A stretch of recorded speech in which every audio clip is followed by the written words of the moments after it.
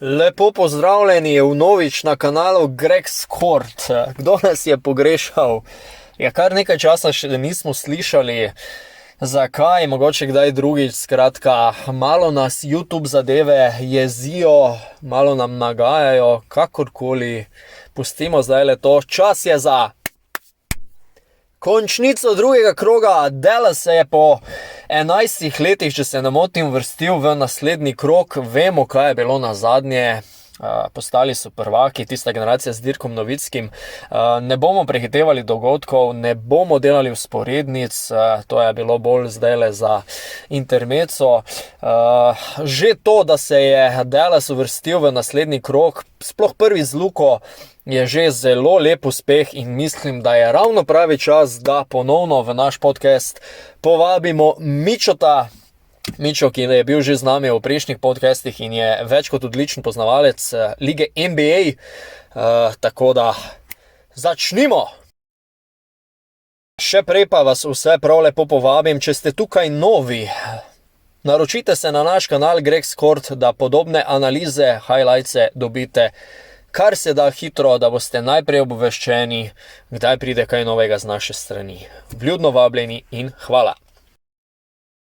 Ja, nič, Mičo, vesel sem, da si spet moj gost v mojem podcastu. Nekaj časa je bil zdaj tale kanal na mirovanju, ampak dobro, o tem smo že v začetku, nema veze. Mičo, ti si že v nizkem štartu za danes? Kot prvo lepo zdrav vsem, nizkem štartu, ja, se še kar veselim, na prve tekme. No, super. Vse, koliko je meni znano, si ti zelo podrobno spremljal tako Dallas kot ostale pale končnice že, ne? Ja, veš da, malo sem, sploh ko sem imel čas, malo pogledal si tekme, tako da z tega vidika sem kar na tekočem. Evo, super. Reči mi, zdaj Dallas vemo, igral je z Luko, igral je brez Luke.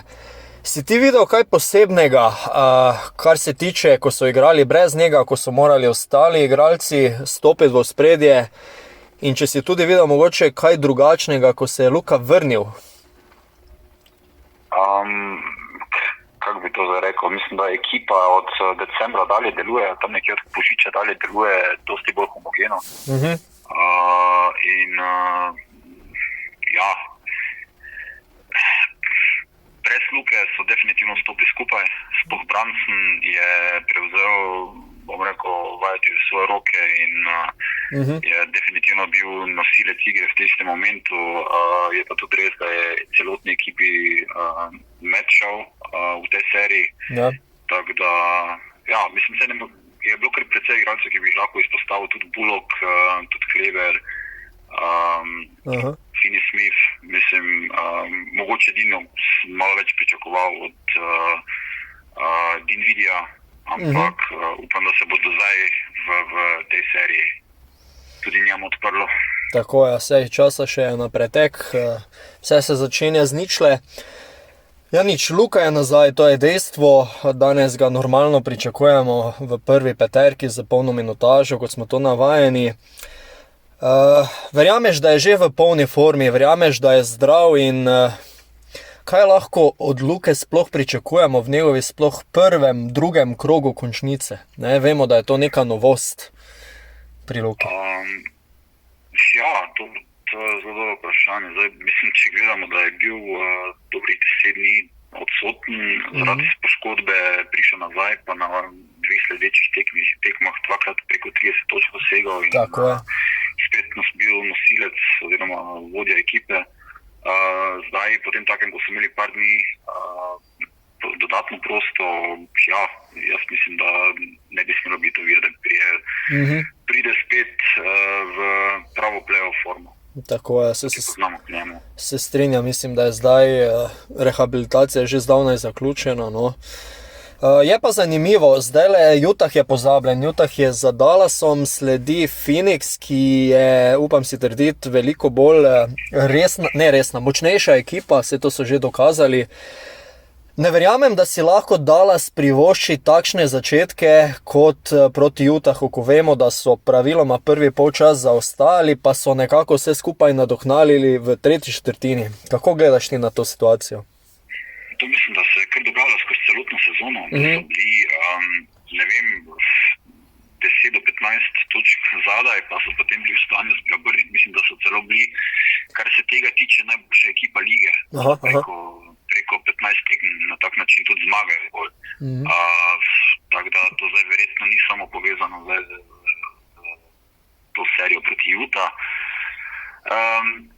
Ne vem, zgleda, da jih je Kit je opravil svoje delo in ekipa deluje dosti bolj, tako sem že prej rekel, homogeno, sploh tudi od trejda Porzingisa naprej. Mislim, da so se, ti fantje so se našli in res kažejo res dobre predstave. Zdaj, ekipa je dosegla cilj, mislim, da je cilj bil Dallasov v tej sezoni definitivno ta konferenčni polfinale oziroma drugi krog. Tako. Zdaj, kaj pa vse, kaj bo pa od tu naprej, pa je sam bonus. Tako, ko si že omenil ravno trenerja Kida, v bistvu je naredil takšen zasuk z ekipo napram tiste ekipe, ki je igrala po taktiko Carlisleja, ko še je bil dejaven tudi Porzingis v dresu Dallasa, praktično sploh več ne govorimo o tisti zasedbi. Kit je dejansko dokazal, da se tudi s to ekipo da doseči odmeven rezultat, pa mislim, da se oba dva strinjava, da je povsem možno, da Dallas še ne letos, pa v kratkem času naredi še kaj več. Kit, torej, kje te je on najbolj prepričal? Kot prvo, če gledamo, kak je ekipa deluje, kar se obrambe tiče. Ja. Tu so naredili 2 do 3 korake naprej na Absolutno. Tako da, tu ko gledaš dobesedno tudi Luka, pa tudi vsi ostali, ki so na terenu, se borijo in skozi to, igro v obrambi in tudi na koncu koncev v napadu steče. Njegova mirnost na terenu je tudi, sem bil prav presenečen, prav smešno je bilo, ko je bil izključen na predzadnji tekmi sezone ali nekaj takega. Drugače pa, če to je bil, mislim, za moje pojme res dober začetek sezone oziroma res dobra sezona z njegove strani, glede na to, da je to komaj začetek neke skupne poti, pa se res lahko pričakuje nekaj več prihodnosti. Evo, tako je v bistvu dobro si izpostavil. Čisto možno, da tudi svojo mirnostjo vpliva na celotno igralno zasedbo in čisto možno, da bo tudi mirnost potrebna proti, mirno lahko rečeva, favoritom Phoenixu. Zdaj, kako se jih lotiti? Vemo, Booker je bil poškodovan, ampak že na zadnjem srečanju kakorkoli je že nastopil, tako da ni nekaj bojazni. Kje vidiš največjo nevarnost? Je to Booker, je to Chris Paul, Ayton? Kako bi se jih lotil? Ker je kot celotna ekipa Phoenixa. Zastojno bili najboljša ekipa rednega dela. Dobro so pokriti na vsakem položaju, zdaj ne glede na to, kdo pride v igro, je kvaliteta. In poleg tega je Phoenix tudi ekipa, ki Dallasu ne leži. Treba priznati, zdaj v tej sezoni imajo 3 poraze, direktno proti njim. Na zadnje so jih premagali novembra 2019. Cela večnost. Tako da mislim, to zdaj niso. Res da se je ekipa Dallasa od takrat sploh s trejdi zdaj močno spremenila, pa tudi deluje drugače, tako da možno je vse. Ampak favorit je v tem srečanju zagotovo Phoenix. Tako, res je že dolga brada od zadnje zmage Dallasa. Vemo tudi, za Luko bo to kar nekaj takšnih zanimivih povezovanj je bilo z Phoenixom že v preteklosti. Vemo od tega, da ga pri Phoenixu niso kot prvega izbrali, čeprav je bila to možnost, pa čeprav je tudi Igor Kokoškov bil takrat trener še Phoenixa, do tega, da ga praktično Ayton stalno premaguje in ne vem kaj še vse, kakorkoli. Če bi bil ti zdajle trener Phoenixa, kako bi se lotil obrambe na Luki? Vemo, da sta Mikal Bridges in pa Jay Crowder ena izmed boljših branilcev. Bi jo napadal z njima ali še kako drugače? Jaz mislim, da je to v tej sezoni se večkrat pokazalo, da ko so nasprotniki podvajali Luko, da je tudi pod pritiskom deloval zanesljiv. Da je, delil žoge igralcem, ki so bili prosti. pač to so zdaj, to je zdaj tak, ne, če v takem trenutku tudi ekipi pol, tako je recimo v seriji proti Utah bilo met razdalje gre, ne, Ja. potem je to super, ne. Če pa met ne gre, pol pa bo imel Dallas velike probleme. Ja, Torej, jaz pričakujem, da na Luko bojo pritisnili, tako da ga bojo probali zmantati. tako ali drugače, ja. Sej, tu se potem odpre veliko možnosti za ostale. Zdaj, če pustimo njihove probleme in se osredotočimo na Dallas, kako ustaviti njihove 3 najboljše igralce, oziroma kot ti praviš, ti se sploh ne bi osredotočal na neke posameznike, ampak na celoto. Spremljal si Phoenix tekom leta, tekom končnice, vidiš kje slabosti, vidiš kje kakšno posebno priložnost za Dallas? Tako bom rekel, proti New Orleansu se pričakovalo, da bo šlo bolj gladko, kot je na koncu šlo. Ja. Tudi oni imajo svoje probleme. Je pa res, da Booker se je vrnil, tako si že prej povedal, pod košom so blazno močni z Aytonom in tudi McGeejem, ki ga zamenja. Tako. Na branilskih položajih se niti ne rajmo pogovarjati, ker tam sicer Dallas smo tudi na teh položajih močni igralci, samo mislim, da tukaj je definitivno prednost na njihovi strani, če gledamo na celotno ekipo. Ja, se pravim, mora biti, definitivno mora biti v obrambi mora biti pravi, polim pa tudi v napadu steklo. Tako da pustimo se presenetiti. Seveda, mislim, da se tega še kako dobro zavedajo tudi pri Dallasu, ker v bistvu itak vse sloni iz obrambe naprej, tako je zadevo tudi Kit zastavil. Zdaj Dallas v vse aspekte na kocko. Iz tega naprej, verjameva v napredovanje. Mislim, dobro, jaz seveda verjamem, vem, da verjameš tudi ti, bolj me zanima, koliko možnosti dejansko pripisuješ v tem dvoboju Dallasu? Ja, to je zdaj težko reči. Ne. Se pravi, ekipa Dallasa je v tem trenutku lahko res neobremenjena. Mislim, zastavljen cilj, ki so, ko so si želeli, bom rekel, drugi krog, po 11 letih spet doseči, to jim je uspelo in od tu naprej ne morejo več nič narobe narediti. Ne. Zdaj, jaz bom rekel to, koliko mi Luko poznamo, pa kako on deluje v medijih, on pa želi še več in več in več. Ne. Tako da, ja, če se menimo zdaj v nekih možnostih, težko karkoli tam. Jaz definitivno vidim, da mislim, Phoenix je v boljšem položaju, oziroma z home court prednostjo. Ja.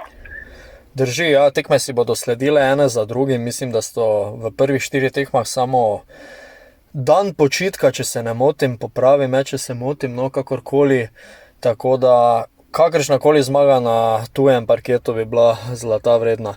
Zdaj recimo, da prognozirava, da se Dallas uvrsti naprej. Verjetno si včeraj spremljal dvoboj med Memphisom in Golden Stateom.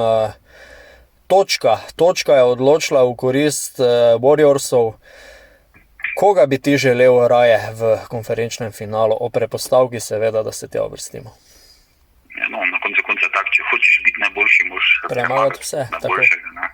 Tako da tu v bistvu je vse eno. Zdaj, liga je, bom rekel, te ekipe, ki so ostale, so vse po vrsti močne. Zdaj, na koncu bo odločilo, katera ekipa bo sploh v tem tempu, ki ga imajo, tako si sam rekel, na vsak drugi dan sledijo tekme, da se ne bojo nosilci igre poškodovali. Tisti, ki bo imeli poškodbe, recimo to se zdaj zgodilo v Filadelfiji z Embiidom, so ga zgubili za prvi del tekme, tisti bo imeli težave.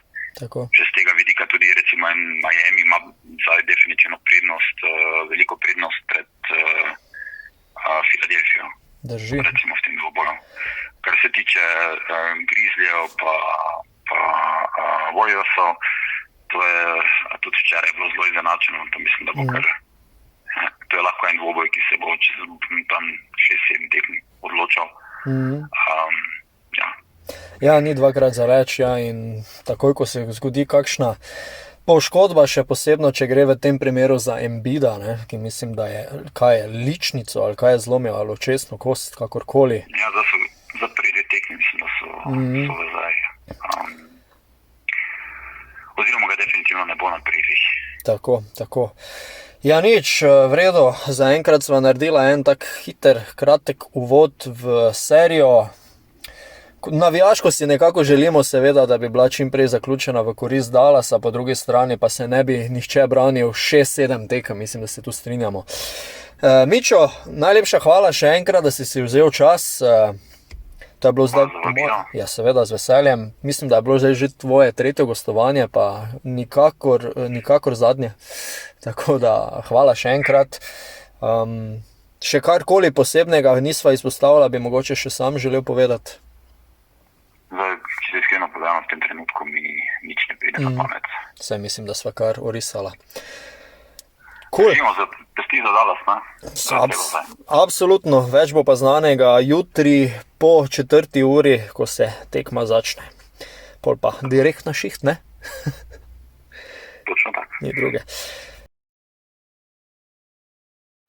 Tako, tole je bil pogovor z Mičom. Skratka, oba verjameva, da Dallas vendar še lahko naredi korak naprej, čeprav je nek osnovni cilj že dosežen letošnji sezoni. Kaj kmalu bomo videli, če so lahko kos Phoenixu, Chrisu Paulu, Bookerju, Aytonu in vsem ostalim. Najlepša hvala, da ste nas spremljali. Z vami sva bila Gregor in Mičo.